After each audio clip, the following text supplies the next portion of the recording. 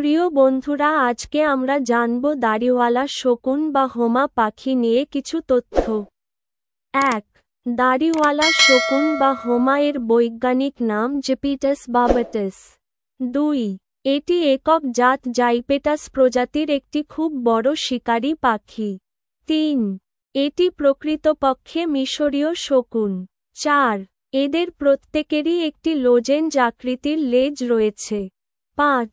এটি স্থানীয় ভাষায় হোমা নামে পরিচিত। ৬.